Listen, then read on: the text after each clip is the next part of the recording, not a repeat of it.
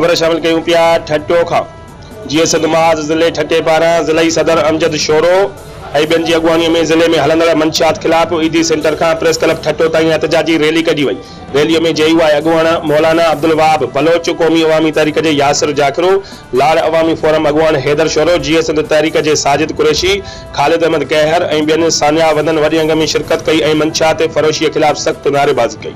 उन मौक़े ते अॻुवाननि ज़िले ठट्टे में विकिरजियां विकिरो थींदड़ हीरोइन, आइस, चर्स, आफीम, माओ, गुटको, मेनपुरी ऐं इंडियन सफ़ीना ऐं ॿी मंशियात जी सरेआम विकिरे जी ज़िम्मेवार पुलिस खे क़रार ॾेई छॾियो। उन मौक़े ते अॻुवाननि जो चवणो त अफ़सोस आहे त ठट्टे में क़ौम परस्तनि ते त केस दाख़िल थियनि था, पर मंशियात फ़रोश केस खां आजा आहे। उन्हनि चिता ॾींदे चयो त जेकॾहिं हिकु हफ़्ते अंदरि मंशियात फ़रोशनि ख़िलाफ़ सख़्त कार्रवाई करे मंशियात बंदि न कराई वई त हुननि ख़िलाफ़ एहतजाजी दायरे खे वधायो वेंदो ऐं कराची, हैदराबाद समेत सिंध जे हर शहर जे प्रेस क्लबनि ते वञी एहतजाज रिकॉर्ड कराईंदासीं। रिपोर्ट करे रहा है मोहम्मद अशरफ, खास के लिए ब्यूरो चीफ बे न्यूज़।